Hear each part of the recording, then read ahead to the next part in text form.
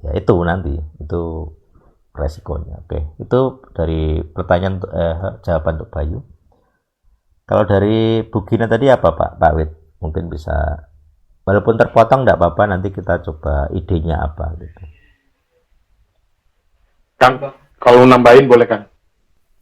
Oh iya, ya silakan Jeffrey. Kalau saya pernah dengar dari mereka, Joyce itu, Hah? kan yang saat itu yang diberi perintah Torah pertama kali itu kan si Adam, jangan makan buah itu. Ya, Kemudian si siapa? Si Kawai sendiri kan belum diciptakan saat Torah pertama kali itu disebut. ya. Nah, nah, ya kau jangan makan buah itu nanti kau mati. Hmm. Nah, yang terjadi itu si Adamnya itu pengen lihat nih, biarin aja lah, kayak dibiarin aja si Kawa makan buah itu, dia mau lihat nih mati atau enggak nih. Ternyata kan nggak mati. Ya kan, nah, ya udah dia jadi makan. Jadi tuh pada dasarnya tuh mereka lagi berduaan, ada si ular itu gitu. Nah si Adam ini ada kemungkinan lah, bener juga sih, Ya. bisa juga kayak bilang didimin aja. Itu sih itu kalau dari versi mereka kayak gitu untuk yang si kasusnya si Adam. Oke. Ya memang itu kemungkinan gitu. Karena kosong ya, artinya orang bebas memberi penjelasan apapun. Cuman satu dari kisah itu tadi yang baru diceritakan Jeffrey, artinya lelakinya bodoh gitu ya. Pemimpin itu tahu resikonya. Jadi misalnya begini, taruhlah begini. Jadi skenario ini ya, bahwa Hawa atau Hawa tidak tahu tentang hukum larangan itu. Oke, satu. Karena memang ada peluang di situ. Cuman masalahnya satu, berarti Adam tidak memberitahukan hukum itu kepada istrinya. Dia tidak ngerti pentingnya hukum itu satu. Kalau begitu dapat istri terus dia ngerti pentingnya hukum itu, pasti dia akan ngomong sebagai prioritas. Kalau dia tidak ngomong, itu salah Adam. Jadi kalau Hawa beralasan aku tidak tahu ada larangan itu, pasti itu salah Adam. Tapi berarti kalau ini pasti orang-orang Jews yang kamu ceritakan tidak ngerti ini. Perhatikan bahwa Hawa istrinya atau Hawa itu ngerti larangan itu, tersirat. Karena dikatakan, kenapa kamu makan buah itu? Dia langsung nyalahkan ular. Kalau dia tidak tahu hukum itu, loh dia harusnya nggak takut loh. Memang salah, tau lah gitu. Ya nggak Jeffrey? Halo? Sepakat. Nah, Dapat tepat. Iya sepakat kan, tepat. artinya teman-teman Jewismu itu masih kategori bodoh gitu. Mereka ngaku pintar tapi bodoh. Mereka kurang jeli kalau membaca ayat itu, kurang jeli. Ini aku tadi juga dapat ilham ya. Aku sebelumnya nggak mikir. Tiba-tiba dapat ide, yaitu satu, Adam tidak menjelaskan kalau skenario yang diceritakan Jewish tadi. Yang kedua, buktinya secara tersirat Hawa itu tahu. Karena begitu ditanya kenapa kamu makan buah, dia langsung ngeles. Kalau orang ngeles berarti kan tahu salah. Kalau dia tulus, kalau dia tidak pernah tahu, nggak mungkin dia ngeles gitu. Dia malah bertanya, loh memang salah tak makan buah? Kan harusnya gitu. Oh, dia tidak merasa bersalah. Kalau dia merasa bersalah, itu pasti tahu hukum.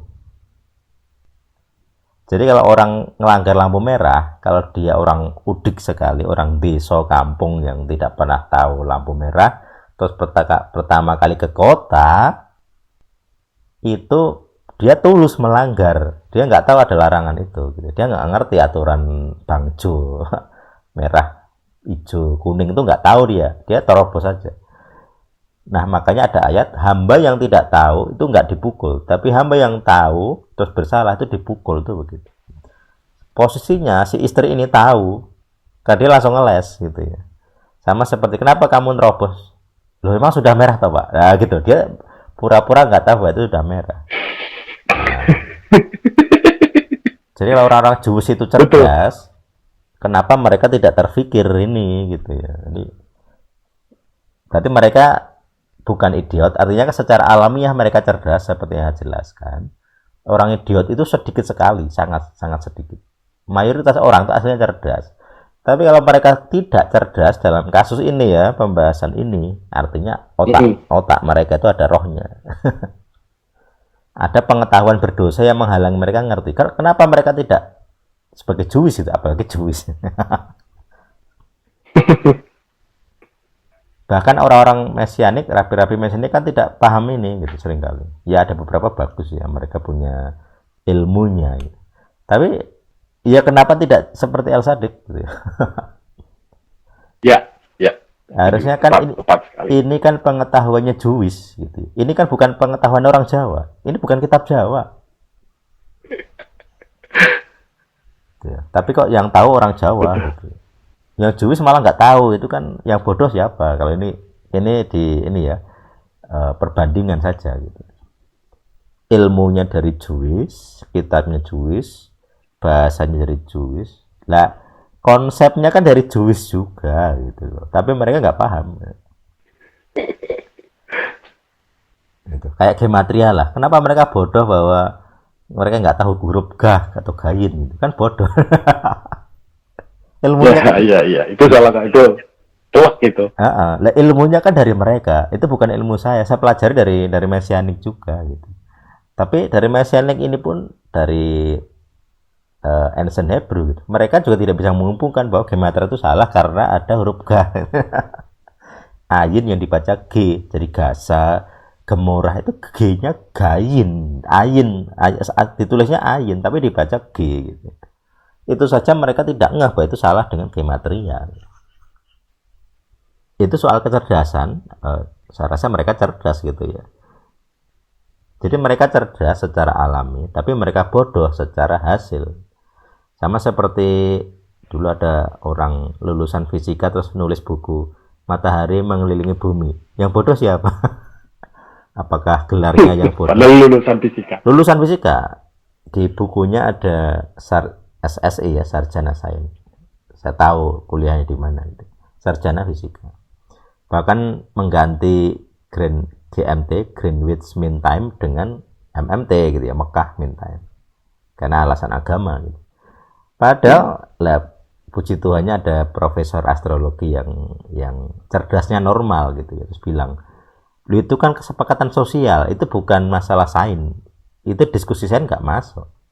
Orang pilih GMT atau MMT itu kan kesepakatan. Jadi kalau pakai alasan fisika tidak bisa." Itu contoh. Puji Tuhan masih ada profesor astronomi, ilmu antariksa gitu yang paham. Gitu. Jadi orang lain yang sama-sama lulusan fisika tapi kan bodoh gitu.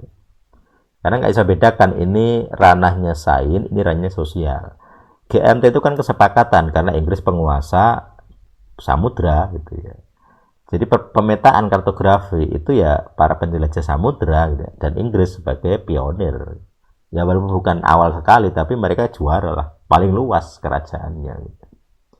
Itu kalau dibilang bodoh ya agak sulit dong, mereka lulusan ya, saya bilang tadi. Mereka lulusan kuliah di jurusan-jurusan elit, masuknya aja susah itu.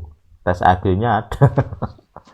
Tes Inggris saja ada itu, tes apa tuh namanya, TOEFL ya.